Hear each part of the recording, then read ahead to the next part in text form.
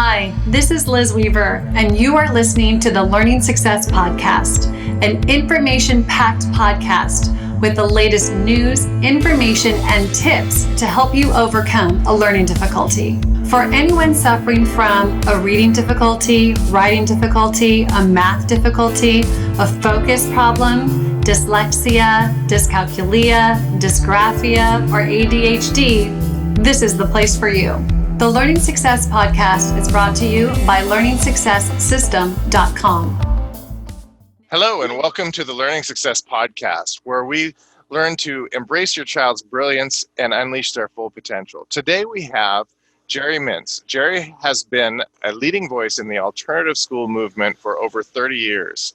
In addition to his 17 years as a public and independent alternative school principal and teacher, he has also helped found more than 100 public and private alternative schools and organizations. He has lectured and consulted in more than 25 countries around the world. In 1989, he founded the Alternative Education Resource Organization, and since then has served as its director. Jerry was the first executive director of the National Coalition of Alternative Community Schools and was a founding member of the International Democratic Educational Conference.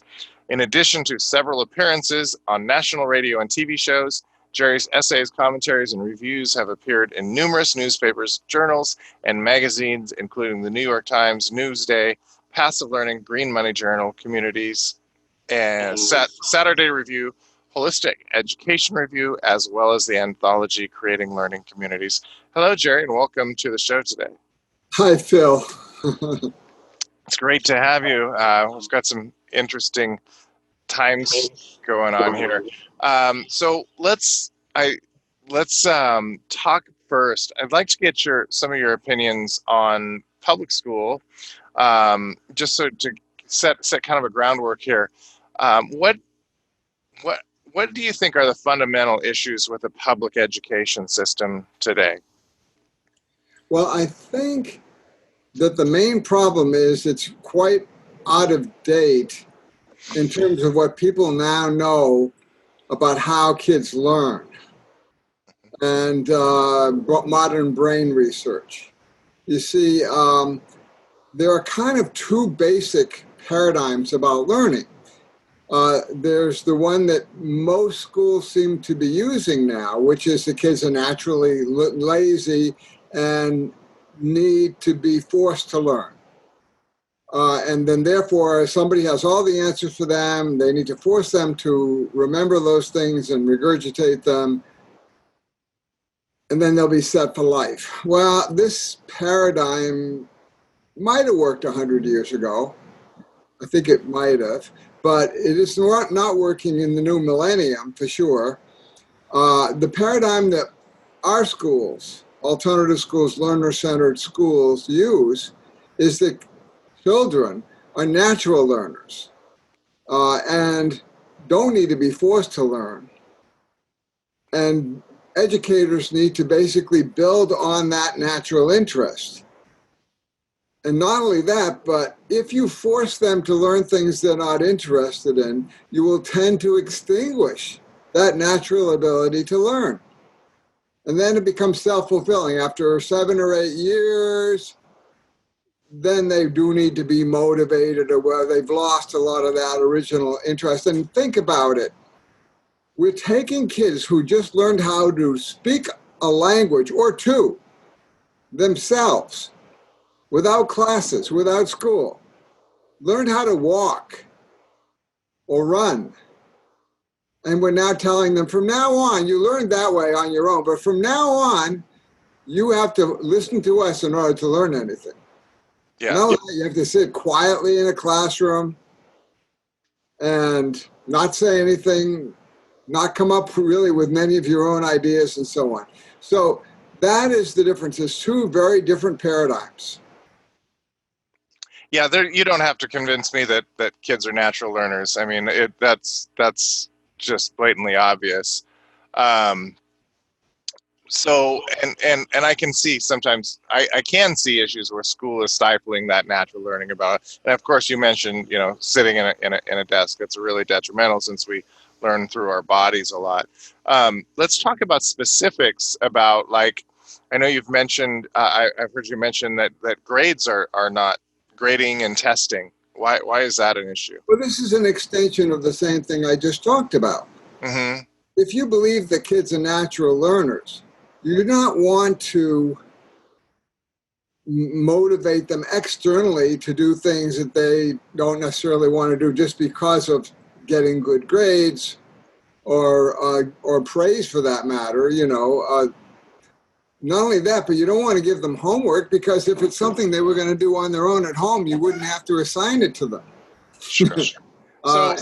So those things don't relate to that second paradigm.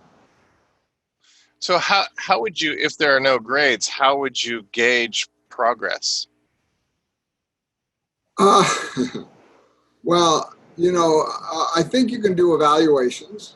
Okay. The teacher can work with the student and talk about, well, what did they do and what do they think about it and what does the teacher think about it and all that sort of thing. So that's fine. Letter grades mean practically nothing, don't they? And in no detail. But you see this, it goes kind of beyond that. Okay. Because, for example, when you walk into a library, you have some purpose. You're a learner. Sure. Go, and you go and do whatever you want to do when you go in there. Look for whatever you want. Try to get the information you want. Take a book out, whatever. And not only that, but you can leave whenever you want. You don't need permission. Mm-hmm. And nobody gets to evaluate you on the way out. Right. So the whole point, you see, is that to what extent do people have the right even to evaluate these people as learners? Sure. But when you're talking about, when you need to measure a certain level of proficiency, say somebody that is going to be a doctor and they need to have the qualifications of being a doctor, how would you measure that they are at that goal or are moving towards that goal? See, you're jumping way far ahead. Okay. I'm trying to understand. What I mean is you've just jumped through about 10 different levels of school before you get to doctor. We're talking about kids learning in, when they're children, when they're young adults, and so on. So then define it. Is this adequate for a certain age group? Then is that what I'm saying is, if someone decides they want to become a doctor, mm-hmm. they've made a choice about something that they want. They want to do it in a very disciplined way. That's a choice. They've chosen to do that. But when we're talking about general education, they're going to pursue what they're interested in and so on. If I decide specifically that I have people that I've taught table tennis to. Mm-hmm. And it's in a fairly structured way. They want to become good players. So that's fine when you've made that choice, but the key is the choice. See, the kids in the schools, the way we have them today, they're a captive audience, mm-hmm. you see, and they shouldn't be. They should be able to decide to learn what they want. They should even be able to decide whether they want to go there or not. And of course, homeschoolers have made a choice not to. But how does that apply to the fundamentals? Reading, writing, math. Well, if a child doesn't like math, I'll tell you a story about a kid who didn't like math or wasn't interested in learning algebra. He was interning for an organization as a teenager, and he was unschooling at the time, meaning he was just homeschooling and studying what he was interested in. Mm-hmm. And he was never interested in algebra. He just hadn't taken it. And so then he decided to go to college when he was 16. But in order to get into the college he wanted to get into, he had to pass a test which included algebra. He had to pass algebra. So what he did is he studied algebra by himself for 1 week and aced the test. Okay. And not only that, taught other people. He understood it. Well, the key here is that if you're not forcing kids to learn stuff that they're not interested in, they retain that ability to learn what they need to learn at lightning speed. Okay. That makes sense, right? But if at that point, so what, going back to that story of that particular kid, what math foundations did he have? Why does someone need to know? If they find they need to know something, they'll learn it. Well, No. a lot of things are, I mean, most learning is progressive, right? And so one would think that if he had never done addition and subtraction, the basics of fundamentals of math, that he'd be coming from quite a deficiency to have to jump into algebra. So is that relative, or is that? Well, again, if let's say if you're going to become a doctor, I want to know, if I want to hire you as a doctor, that you have passed certain tests and that you have certain kinds of proficiencies. I think it's reasonable to expect. But I think that is when you've specialized already and you've made that choice to be a specialist. That's a whole different story from when you're just learning in a general term what you want to learn and what you're interested in, trying to figure out what you want to actually specialize in. Okay. So you're talking about two different things, I think. So if you are at that stage of trying to figure out what you want to specialize in, and you don't have exposure to a lot of different things, doesn't that leave a person in a position of, without the exposure, of not being able to choose something that? So who should determine what that exposure should be? Oh, I don't know. I'm asking this. Well, that's a key question, because the old paradigm was that kids didn't know anything, and that it was the teachers that had to decide what they needed to be exposed to be able to be successful in life. Well, that just doesn't work anymore, because what you're being trained for today won't exist 20 years from now. Yeah. And the things that will be important 20 years from now, no one even has a concept of them. 20, 25 years ago, did people know about Facebook or? Sure. No, I get the point. I understand. Things are changing very quickly. The key is actually being able to have an education in which you have confidence in yourself as a learner. Okay. And you can be entrepreneurial and all that, and where you don't expect that somebody is going to have all the answers and you just have to regurgitate, what they do. And one other thing that's kind of interesting is when you talk about homeschooling, we'll get to that, I suppose, later.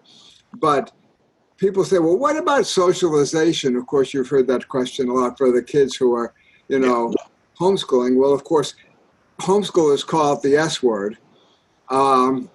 And of course, it makes no sense. And every study that's been done shows that homeschool kids are perfectly well socialized. But think about what kids are being socialized to in a regular traditional school. They're being socialized in a classroom in a situation that they will never experience again in their life. They will never be in a room with 20, 30 kids of their exact same age. It's never going to happen. So and not only that, but the problem with being socialized to that is they kind of lose the ability to interact with people a lot older and a lot younger, whereas homeschoolers are always exposed to those things. I see. Yeah, that makes sense. So going back to, I guess what I am gathering from your point is that it's more about the ability to learn rather than the specific. Is that correct? Yes, that's absolutely crucial. And it's important that it not be extinguished. And a lot of the traditions of the traditional school tend to extinguish it. Yeah, right. Yeah, and I do know that. But I do study enough neuroscience to know that the love of learning comes from exploration and figuring out things on your own. So I tell you another story related to what you asked. we're involved with alternative schools. Mhm. Our organization is the Alternative Education Resource Organization, AERO. And so we network educational alternatives around the world. Well, one of the first ones of this century was called the Modern School. And it Okay. was actually organized by Francisco Ferrer in Spain back right at the turn of the century. And then, well, it's a whole other, I can tell you all the things that happened with them. But the fact is that there were some schools based on his work that were established in the United States. I met someone who went to one of those schools in 1911. He was 100 years old at the time. Mhm. And he was actually a famous painter, and had 20 of his paintings in the Metropolitan Museum. I met a woman who was a teacher at one of those schools. She was 96 at the time. And she had taught her own son, who was never interested in learning how to read till he was 10. Okay. And when he was 10, he asked his mother to buy him a particular book. And she said, "Why should I buy you that book? You don't know how to read." And he said, "Okay, I'll learn how to read that book." Mhm. Well, he learned how to read that book, of course, learned how to read. A few months later, they couldn't even stop him from reading. And his mother would say to him, "Oh, why don't you go outside? It's a beautiful day. Play with the kids today." And one of the other staff members there at the Modern School said, "Well, you weren't pleased with him when he wasn't reading. Now you're not pleased with him when he is." But he went on to become a very famous pediatrician, practicing on Long Island here in Oyster Bay. Uh-huh. And I met another person at one of their reunions who didn't learn how to read till he was 9, and he was a psychiatrist. And the first one, Jim Dick, he got a scholarship at Columbia University Medical School. So yeah, I know that there's a lot of examples of really brilliant people that have come from those environments. I think off the top of my head, I believe Larry Page and Sergey Brin were Montessori, which is a similar thing to what you're talking about. Is that correct? Similar. All of those, Montessori, Waldorf, democratic schools, I can tell you more about them, homeschooling, unschooling, they're all part of the spectrum of schools that are involved with learner-centered education. Okay. That believe the kids are natural learners, and they are not top-down, curriculum-driven approaches. So my question is that, yeah, I know there's a lot, huge, tremendous success stories, but do you ever see the example of the kid that, at 10 is still has no desire to read and just goes on and doesn't? I mean, does that happen? Or in math, or? Yeah, one of the most famous schools in the world Uh-huh. that pioneered democratic education and non-compulsory class attendance was Summerhill School in England, which still exists, by the way. Next year, they'll celebrate their 100th birthday. Mm-hmm. They were started by A.S. Neal in 1921. And in all the years, I think someone said they could hardly remember anyone who ever graduated who wasn't a proficient reader, but they remember one particular guy. I met him at a reunion, that he really didn't read when he graduated, but then he discovered he needed it, learned it very fast, and he eventually became part of the IMF. He's a financial consultant now and doing really well. So that's the only example that I found from that school over 100 years of students that someone just literally never learned it. Okay. Yeah, I'm trying to get, I know in today's world that there are a lot of parents that have had their children in public school and are questioning it a lot. But the things such as this, as unschooling or what you're presenting is very foreign to them. So I'm trying to get across as, where the questions that they might have, what to look for, because I know a lot of people are looking for other approaches, Is what has just happened in the last couple of months is very extraordinary in terms of education. I mean, it's very tragic in terms of the people who have died as a result of this. And when this first happened, I could not quite realize what had happened in this sense. The name of our website is educationrevolution.org. So we have been trying to promote the education revolution for the 31 years of our existence. That is education, making it available everywhere, learner-centered education, and it just amazed me when I realized, well, wait a second, we've just gone from 3.5% of the people homeschooling to 96%. Yeah, yeah. And so we're the other 4%. Huh? Where are the other 4%? Who's not? They're maybe in places where they decided not to cancel school yet. I don't know. Okay. I think it's 100%. But so the thing is, some people said at first, well, that's not really homeschooling, And I've seen that. Yeah. Then I realized, yes, it is. Those people have kids. They were thrown into this situation. It wasn't something they necessarily chose, but they have kids, and they're going to do the very best thing they can for those kids. Yes. And they're going to figure this out, and they've been figuring it out.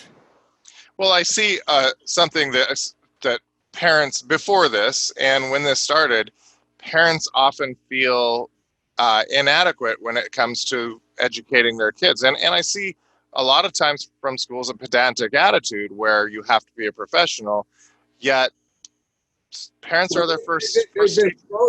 They've been programmed. Yeah, I agree. By the traditional system to believe that they're not professionals, that they can't do this, that the school has to do this. They've been programmed as students to believe that from the very beginning. So the thing is, I've done several talks to people around the world, parents who have been thrust into this situation. I did one that went to Ukraine that was accessed by 2,000 parents in Ukraine. But my main message to all of them is the same, basically.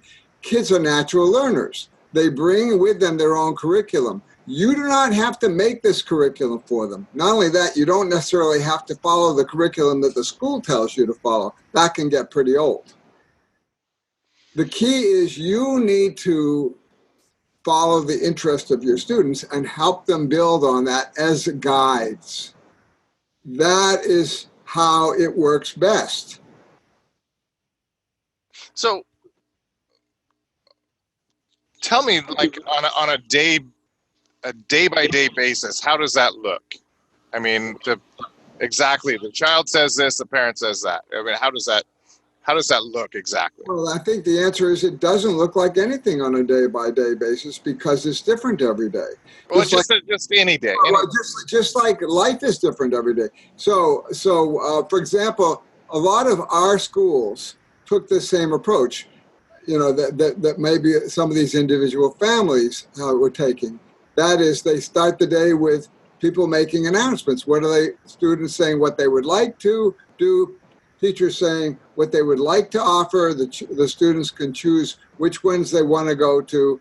There are about 250 schools like that around the world. Some of them are public too. By the way, in Israel, there's about 25 of them that are public democratic schools. I'm talking about democratic schools.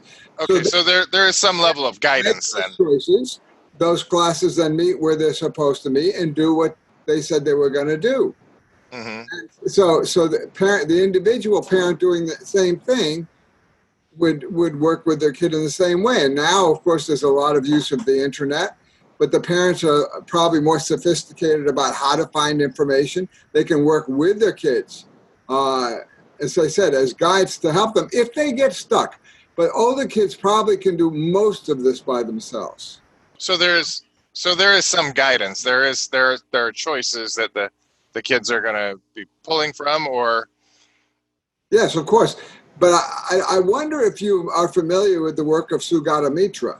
No, I'm not. Sugata Mitra was a guy who's Indian background. He was, when he was running, he was an IT guy, but he was in a slum in India, and he just had this feeling about the kids outside, and he was curious about what would happen if he just simply stuck a computer in the wall outside where his office was and just let the kids see if they could figure it out. And in a lot of cases, they didn't even speak English. And so much of it was English, you know. Came back later, 3 months later, they knew everything about using the computer. They also had taught themselves English. And they could do very sophisticated things with it. That's not surprising at all. Yeah. So he's built on that. Uh-huh. And has something called School in the Cloud now, you see. And the adults that are involved are basically, as I said, in this situation, guides if they get stuck or need encouragement or whatever. Okay, it's making a little sense now then. Okay, so then in those, so a learner-centered approach to curriculum development, simply the child, I think we've pretty much covered that, but. Well, you see, the thing is, something amazing has happened. And what's amazing is what we already knew could happen, and that is the kids and the parents have been at this now long enough that they've begun to see, hey, wait a minute. My kid is doing some pretty creative things. I didn't realize that he or she could do that. And wow, they're really interested in this, and they're just spending a lot of time learning it, and they're really, really good at it. And gee, they're doing a lot of reading, and so on and so on. And so more and more parents that have experienced this are, number one, thinking, well, I don't want to just put my kid back, or they may not even send their kid back. Number two, if they do, they want the school to take a different approach. They want them to take a more learner-centered approach, working on building on their students' interests. And by the way, we have a think tank that is part of our organization that's now meeting every week to help the public schools, when there's a return, come up with structures that will help them figure out how to deal with this brave new world. Can you tell us about some of the suggestions that are coming out of that think tank? I'll give you a few examples. Yeah. In California, because there are so many homeschoolers now, every district in California has something called independent study. So this is basically homeschooling that's part of the public school system. Mm-hmm. And there are teachers that are there as resources for the parents, for the students. They sometimes will occasionally do some home visits.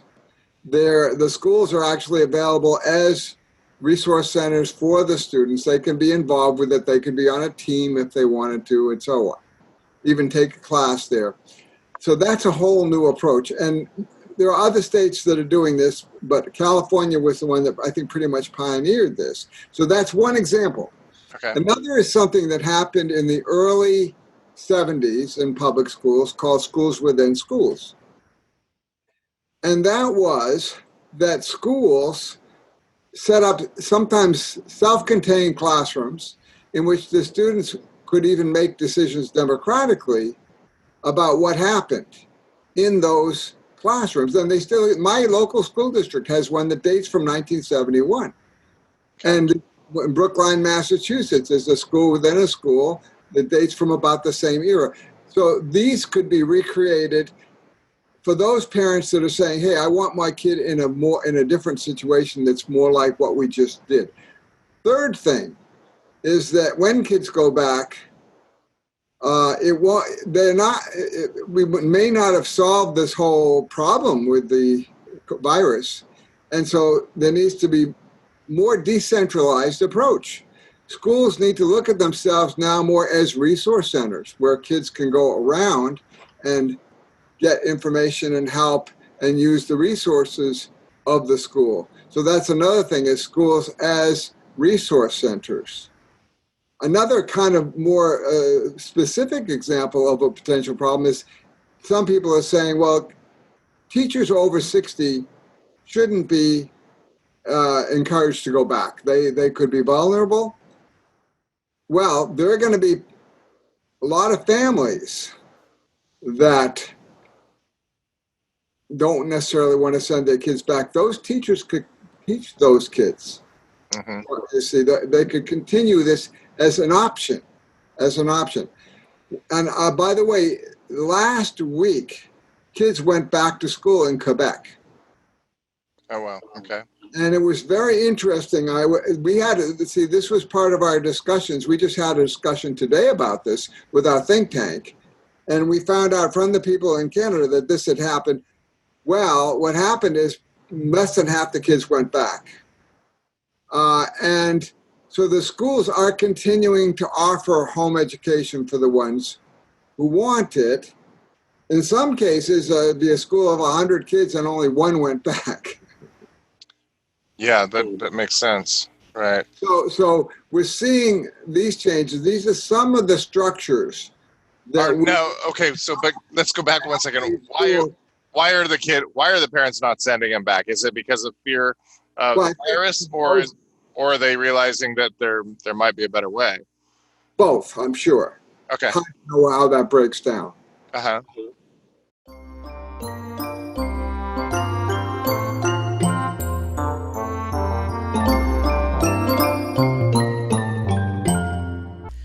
Do you have a smart child who is struggling in school? Are you feeling overwhelmed? Do you feel like the struggle is holding your child back from their true potential? Maybe the anxiety and worry over your child's future just beats you down every day. You don't have to live that way. Learn how to stop a learning disability from becoming a life disability. A child with a learning disability is stressful for the child and the parent. The disability may be eroding their confidence and shattering their self-esteem. Other people may perceive your child as unintelligent and antisocial. If not addressed and fixed early, the child may develop permanent challenges later in life when looking for a good job or meeting a potential spouse. Our current school system does not know how to properly help our children, but at Learning Success, we do. We've created a system you can easily do at home with your child. And with just 15 minutes per day after school with your child, you can save them from a life of struggle and heartbreak. Learn how to unleash your child's potential and embrace their true intelligence.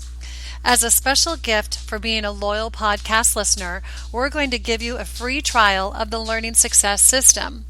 Try it out absolutely free for 15 days. If it is not the perfect fit to help your child succeed in school and in life, just cancel before the trial ends and pay nothing. You even get to keep the free bonuses. Go to www.learningsuccesssystem.com/podcast to get your free trial now. You'll be so happy you did once you see the great grades your child is capable of getting. Imagine being so proud of your child when they bring home a great report card and hand it over with a beaming smile. Get your free trial now at www.learningsuccesssystem.com/podcast. You've got nothing to lose except the stress and anxiety that is holding you and your child down. I'll see you there.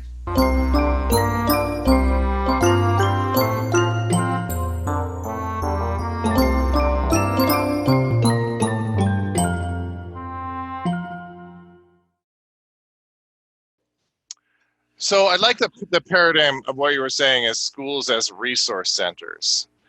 That's making more sense. So kids would be more exploratory in that. What variety of resources do you think that schools could provide if that was what they went to? Yeah, I mean. Well, that's a list of some of them, and we're going to continue on with some of these ideas. We're going to try to continue developing them. One of the members of our think tank is a superintendent of a Long Island school district. Okay. And he wants to start applying all these things. He even used the Education Revolution from our organization for an editorial in Newsday, the Long Island newspaper, saying, our kids deserve an education revolution. That was the headline. Mm-hmm. So this, I think, is going to happen. It's beginning to take hold. Well, how about the transition period? I mean, we still got standardized testing in place and all of that. So these kids that, say a school was able to do that school-wide, that's going to conflict with what's going on pretty badly, isn't it? With the standardized testing requirement. That's a whole other subject, the whole idea of standardized testing, and we discussed it to some extent. Uh-huh. And I think, yes, the standardized testing does interfere with the paradigm that we've been talking about. Well, it's the polar opposite, I think. Yeah.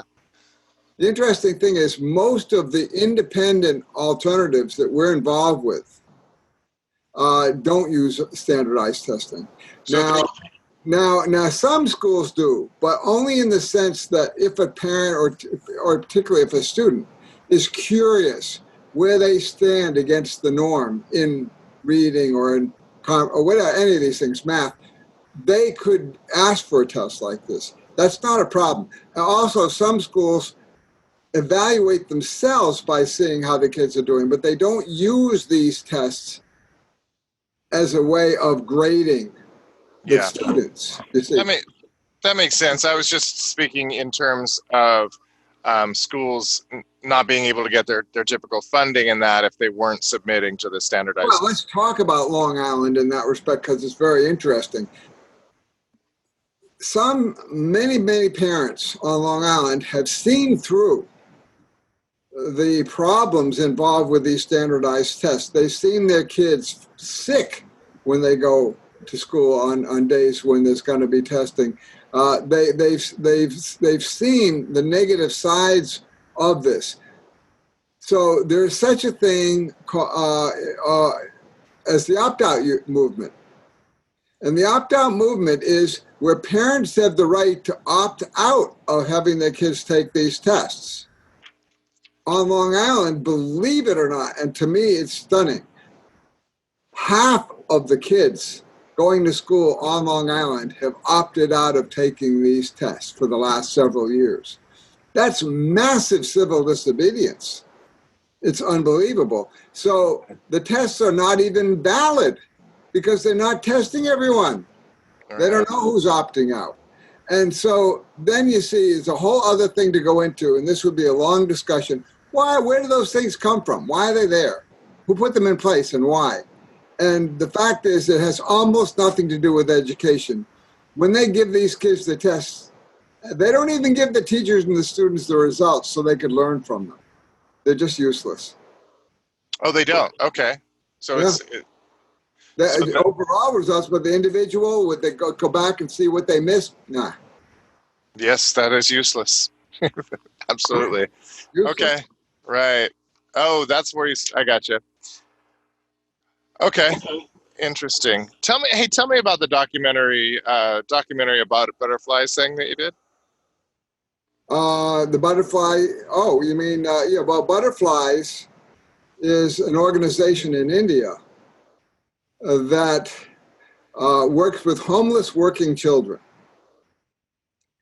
And so I met a kid at one of our conferences in New Zealand who was living in a train station, homeless, on his own, but he was part of this butterfly organization that services kids like that. And so the woman who was the director brought him to this conference, and I got to meet him there. An amazing kid. Among other things, he's a union activist for student unions. Mm-hmm. And so I was very curious if I ever had a chance to go there, to go see butterflies, and I finally got to do it when we had a conference there in India. And I went there a day on the way over and a day on the way back, and I did a documentary. If you go to the Arrow website, which is educationrevolution.org, and you go to our list of member schools, and you go to India, you will see butterflies. And under the link to their organization would be the video that I took interviewing those kids there. And it was quite amazing. You had kids even 9 years old living on their own who would never miss a day of the school they had there. Really? That's amazing. That's amazing. Yeah, I'm gonna have to check that out. Okay, so let's jump to homeschooling. What's parents are thrust into it? What's the most important things that they need to know right now about homeschooling? I already said the most important thing is don't stress about this, because your kids are natural learners. And it's even important for you to know that if you start out taking this approach of just listening to them and building on their interest, that at first they will probably want to do nothing. Is a reaction to the experience they've had up to this point. We call it detoxing. You know, in democratic and alternative schools, there's always a period of decompression, detoxing. It could be a year before all of a sudden, and this is an interesting thing, kids will say, oh, I'm bored. And our reaction to that is always, great. Now you know you have to do it for yourself. So what do you want to do? And then they're off. You see what I'm saying? I do. So what's a parent going to do if that lasts a year? If that detox? It doesn't matter. If you take your kid out of school and start homeschooling, it may take them a year for them to detox. You're lucky if it's only a few months. You'll still see some positive things happening. But then when things really begin to happen, it will blow your mind what kids are really capable of doing when you're building on their interests. So I could say many stories. Sure. So during that time, a parent just does nothing at all? No, not at all. They can offer things. It's fine. They can offer things that may be interesting. Fine. You can go take them someplace. You can, if the pandemic is relatively over, you can take them to the library or to a museum or whatever. You can do it virtually if it's not. Yeah. So these are all kinds of things you can do. But I'll give you just one example of a kid who went to that school, Summerhill, that I told you about, where nobody had to go to any classes. And I met a kid back when I was visiting there. He was about 12 at the time, and he liked reading Stephen King books and liked music and stuff like that. He eventually graduated or left Summerhill when he was 16. He didn't go to college. He went to a Zen monastery in Japan. That's where he wanted to go. Then he went to New Hampshire, where his mother lived, and he got a job to organize the papers of a philosopher who was donating them to Harvard. Harvard became so impressed with him that they gave him a job as an adjunct professor of philosophy. But he had no high school diploma and had never been to college.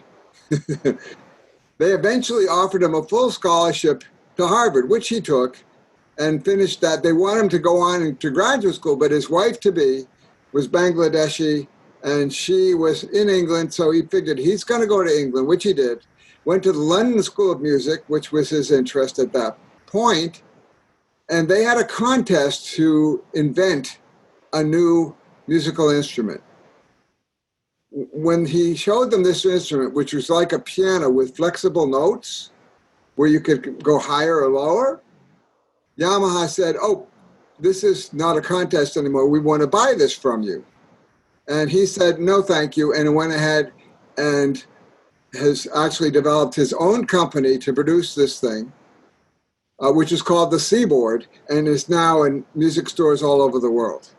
Very nice. Very nice. So it gives you an idea what you can do. Yeah. If you follow your own interest and get off the track. And it's not a linear course. It's not a linear direction. By the way, he has something like $100 million worth of financing. Excellent. Yeah. No, but I mean the progression of education in this manner is not linear. It can jump around considerably then. Absolutely. Okay. And the key is, if you still have your ability to learn naturally, anything you need, you're just going to learn. Sure. Yeah. I'm seeing a consensus among homeschoolers that what is learned in a regular school only takes about 3 hours per day in a homeschool environment. I think that's an exaggeration. It's probably much less. You think so? Yeah. Do you think that there's a lot of parents that are figuring that out right now? Oh, yeah. And I think they're even the ones who are using their school curriculum. Mm-hmm. That school curriculum is only an hour and a half or so a day. Okay. You know, they're not, these teachers are not sitting there for 6 hours every single day no, it's not happening. So everyone now understands that. A lot of it's busy work, kind of productive stuff. And by the way, you know, we have a conference every year, and we're going to have one this year. This will be the first time we've ever had a conference that is virtual. And any parent that's listening to this, any teacher, anybody, any student could go to this conference and meet all kinds of people all over the world.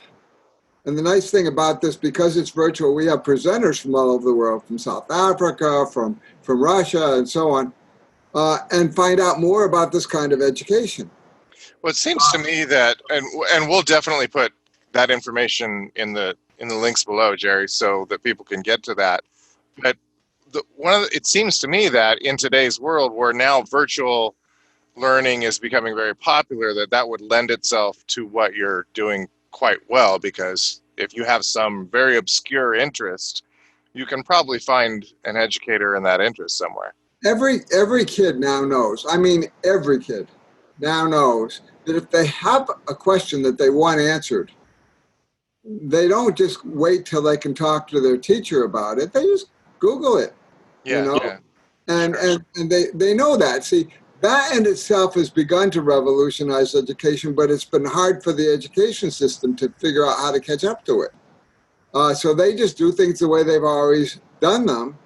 And, you know, it's just very counterproductive. And the teachers know it. Good teachers know it. Parents know it. But the problem is that we're all programmed to believe that that's the only way you should learn. Yeah, so this is happening organically anyway. Yeah, absolutely. Okay. We've talked about quite a bit about where education may go. What else? Is there anything else that you see as long-term effects? Well, that's a very interesting question. Of course, nobody seems to be able to predict anything. Either who is going to predict this? Not me, you know. So, but I did write something up. We have a weekly e-newsletter. It's free. Mm-hmm. That our organization puts out. You can sign up on it for it on any page of our website. And I was asked to write, well, what did I see as the future of education? Well, I already realized that a couple of things I did wrong in that editorial. One of them was I thought that most everybody was just going to go back to the way things were. But it now doesn't look that way.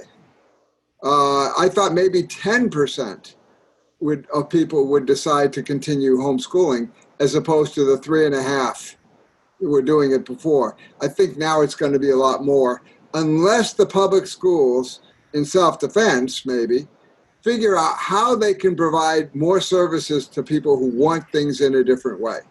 I think it's going to all be a big game changer. I think they will adapt. I think it's way, way past time to do this. Yeah, I'll tell you an interesting story.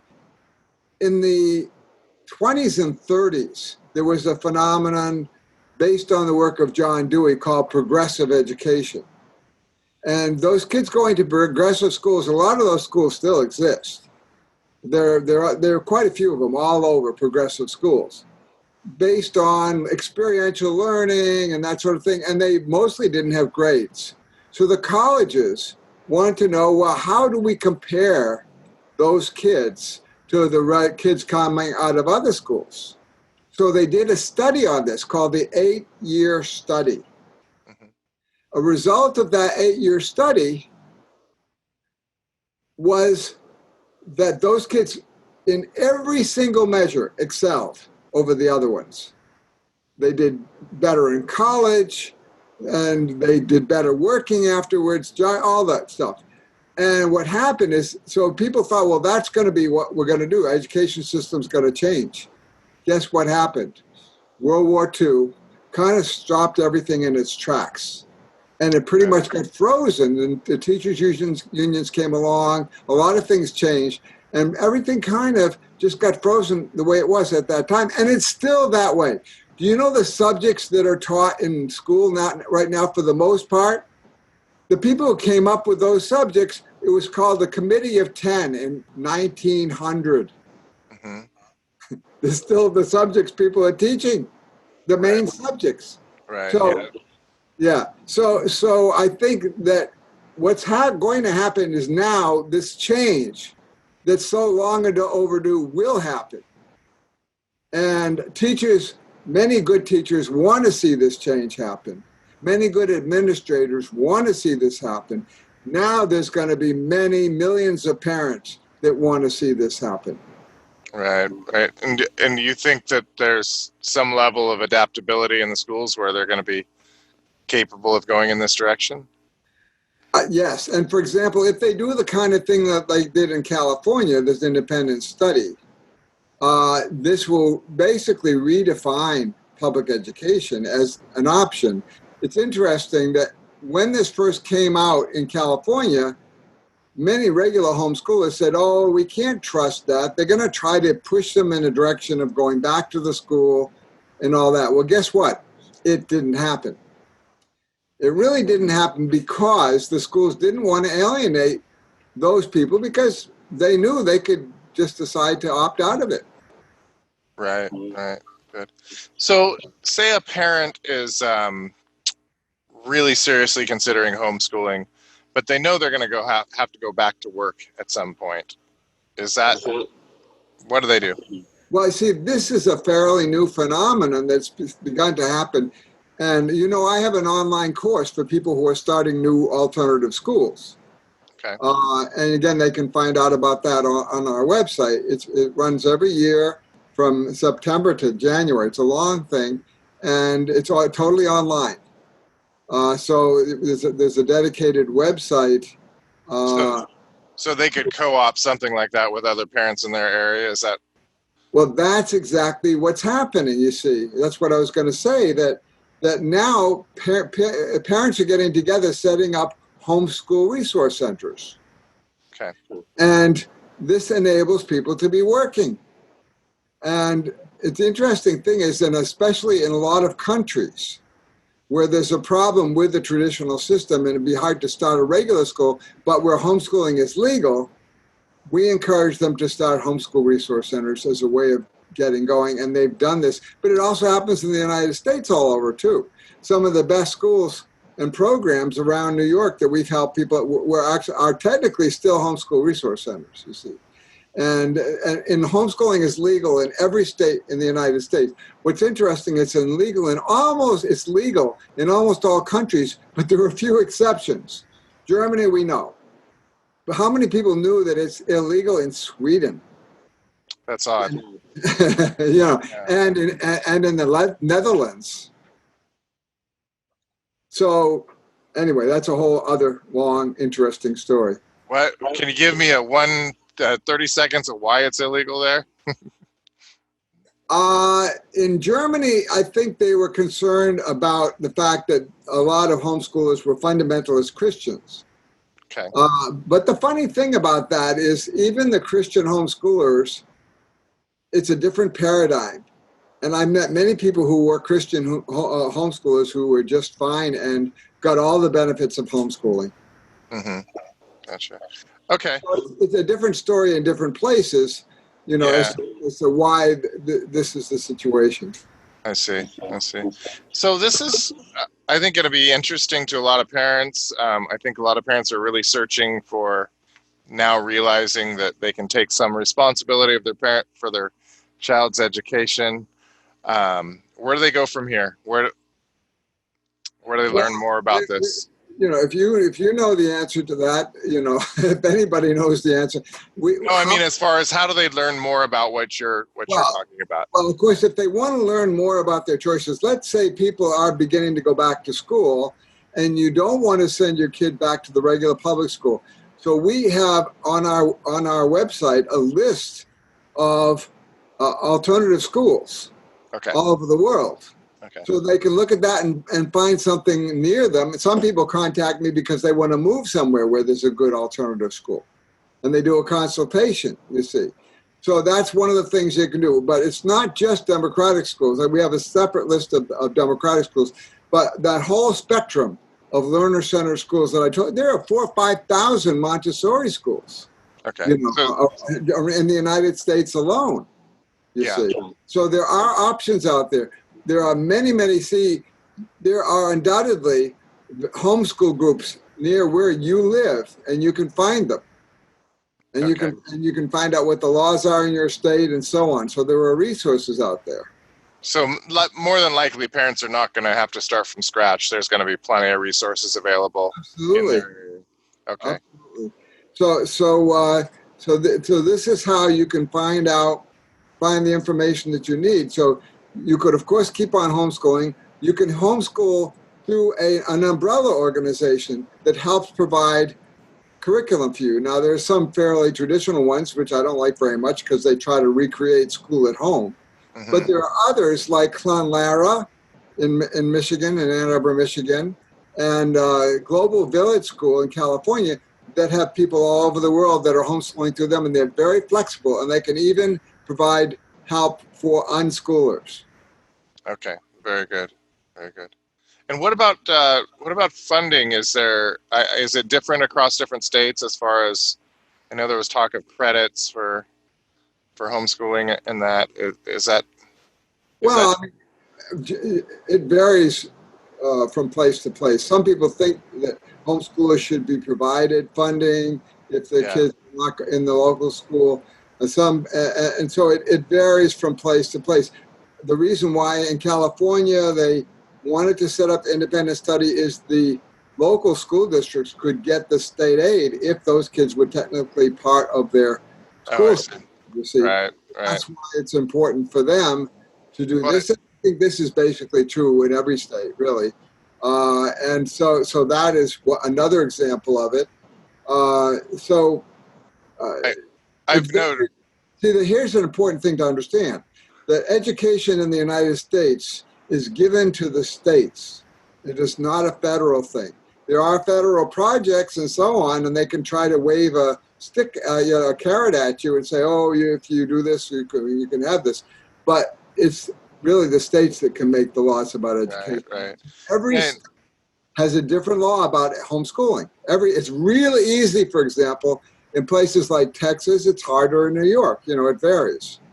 Yeah, I've noticed, being a service provider, our organization has been a service provider for homeschooling, and we're in California, and I've noticed that there are some homeschooling charter schools, like you talked about, that do provide funding.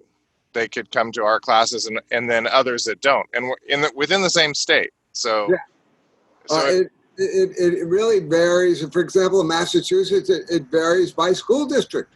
So you see, every state has different laws. Another organization that we work with is called OutSchool. Have you heard of it? No. So OutSchool provides classes for kids, mostly homeschoolers.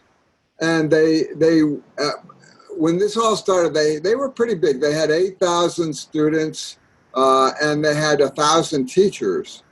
And what happened is they went from 8,000 to 80,000 students in this short period of time, and they're looking for thousands of teachers. And they would like our teachers because they are learner-centered approach. And the founder of OutSchool is going to be a keynoter for our conference, and they're also a sponsor. Nice. Okay, good.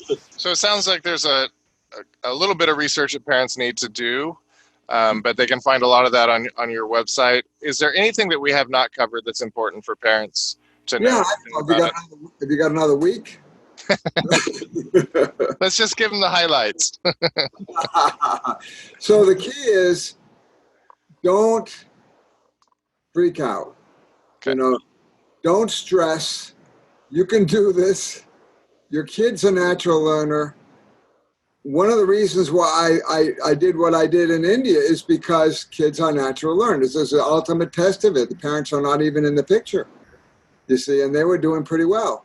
Yeah. So with the help, of course, of Butterflies as an organization. So I think that this is happening all over the world. I think we're in the midst of seeing a change, the likes of which nobody could have imagined and nobody could have predicted.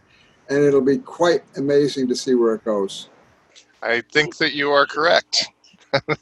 And everybody's watching. So, well, thank you very much for coming on today, Jerry. It's been a really interesting interview, and I think this is opening up a lot of possibilities for people. So we will put links to your website below and send people your way to find out more about this. Thanks again.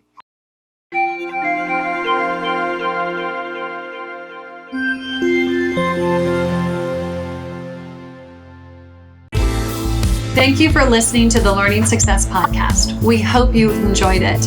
We also hope you have learned something useful, something that you can take back and improve your life with today. If you would like to say thank you, the best way for you to do that is to share this podcast with a friend. Help us help others along this journey. And if you haven't already, please rate and comment on the podcast. Every rating helps us and helps this podcast get out to more people. We appreciate it, and we appreciate you. Thank you again, and make today a great day. No one should have to live with a learning difficulty.